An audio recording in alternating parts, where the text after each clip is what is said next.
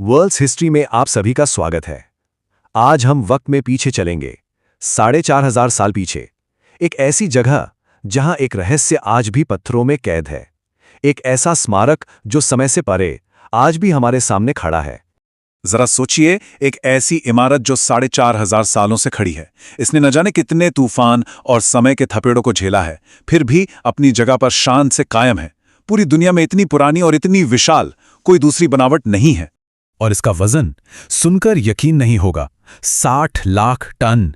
ये सिर्फ पत्थर नहीं है, ये इंसानों के हाथों से बनाया गया एक पूरा पहाड़ है। इसकी विशालता को ठीक से समझने के लिए चलिए इसकी तुलना आज की सबसे ऊंची इमारत से करते हैं। देखिए, गीजा का महान पिरामिड है पूरे 60 लाख टन का, और इसके सामने दुबई की शानदार बुर्ज खलीफा वो सिर्फ 5 लाख टन की है। मतलब पिरामिड का वजन बुर्ज खलीफा से 12 गुना, जी हां 12 गुना ज्यादा है। तो यही सबसे बड़ा सवाल बन जाता है। उस जमाने में न क्रेनें थीं, न कोई मॉडर्न टेक्नोलॉजी, यहाँ तक कि पहिए का इस्तेमाल भी नहीं होता था। तो फिर उन्होंने ये किया कैसे? चलिए इस रहस्य से पर्दा उठाते हैं। इसकी हकीकत तक पहुंचने के लिए सबसे पहले हमें उन अफवाहों और गलतफहमियों को हटाना होगा जो इसके इर्द गिर्द घूमती हैं। सच क्या है और कल्पना क्या? सबसे बड़ी गलतफहमी तो ये है कि पिरामिडों को हजारों गुलामों ने बनाया था, जिन्हें कोड़े मारे जाते थे, भूखा रखा जाता था।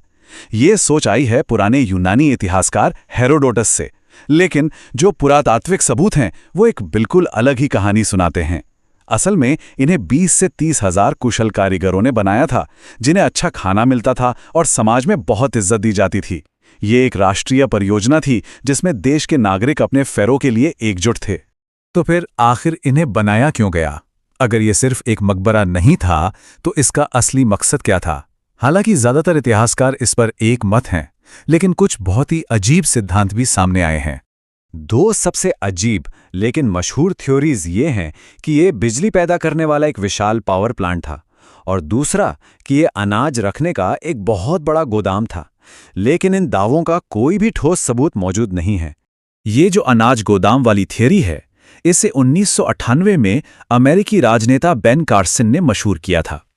उन्होंने खुद इसे अपना व्यक्तिगत सिद्धांत माना था, लेकिन इस बात का कोई भी ऐतिहासिक या पुरातात्विक प्रमाण नहीं है। तो असलियत क्या है?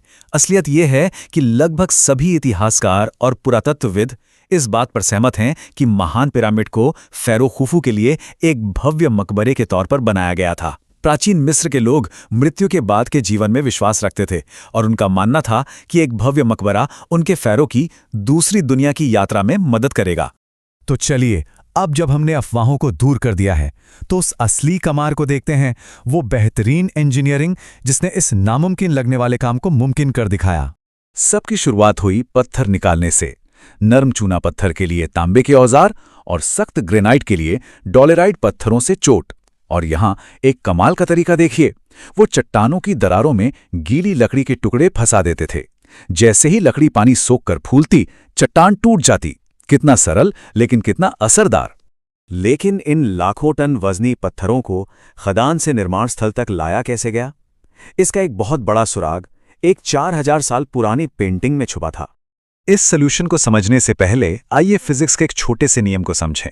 घर्षण यानी फ्रिक्शन, ये वो ताकत है जो किसी भी चीज को जमीन पर खींचने में मुश्किल पैदा करती है, और मिस्र के लोगों ने इसे कम करने का एक लाजवाब तरीका ढूंढ निकाला था। वो करते क्या थे कि स्लेज के आगे रेत पर थोड़ा सा पानी डाल देते थे, बस थोड़ा सा। इससे रेत सख्त हो जाती थी और फ्रिक्शन एकदम से कम हो जाता था। एक 2014 की स्टडी ने यह साबित किया कि इस तकनीक से भारी बोझ खींचने के लिए जरूरी लोगों की संख्या आधी हो जाती है। सोचिए, एक इतना सरल लेकिन कितना बड़ा बदलाव लाने वाला सॉल्यूशन। चलिए, पत्थर साइट पर तो आ गए, अब उन्हें 147 मीटर ऊपर कैसे ले जाया गया? इसके लिए दो मुख्य थ्योरीज हैं, एक लंबे घुमावदार रैंप का सिस्टम या फिर एक बहुत ही चालाक लीवर सिस्टम।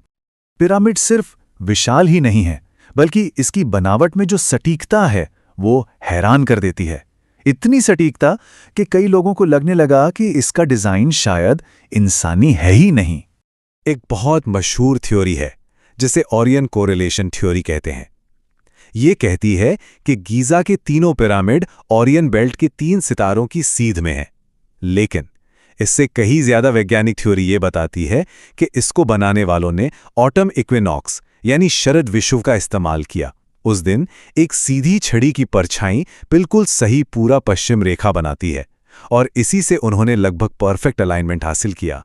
ओरियन थ्योरी के साथ दिक्कत यह है कि ये इस बात का हिसाब नहीं रखती कि 4,500 सालों में आसमान में तारों की जगह बदल जाती है। ये क्लासिक केस है वहां पैटर्न ढूंढने का जहां कोई पैटर्न है ही नहीं। वैज्ञानिक सोच हमें कल्पना के बजाय सबूतों पर ध्यान देने को कहती है। तो फिर पिरामिड का असली रहस्य है क्या? ये एलियंस या किसी खोई हुई टेक्नोलॉजी के बारे में बिल्कुल नहीं है। ये उससे कहीं ज्यादा गहरा है। असली चमत्कार तो इंसानी सोच, उसके संगठन और उसके समर्पण की अद्भुत शक्ति है।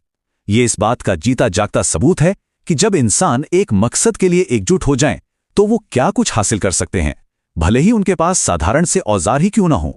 तो आखिर में सवाल ये नहीं है कि क्या इंसान पिरामिड बना सकते थे।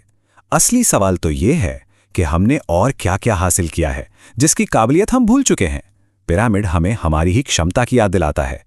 इस विश्लेषण को देखने के लिए बहुत बहुत शुक्रिया। हमें उम्मीद है कि इसने इस प्राचीन अजूबे पर एक नई रोशनी डाली होगी। अगर आप इतिहास की ऐसे ही और रहस्यों को हमारे साथ सुलझाना चाहते हैं तो वर्ल्ड्स हिस्ट्री चैनल को सब्सक्राइब जरूर करें और हमारा हौसला बढ़ाएं। धन्यवाद।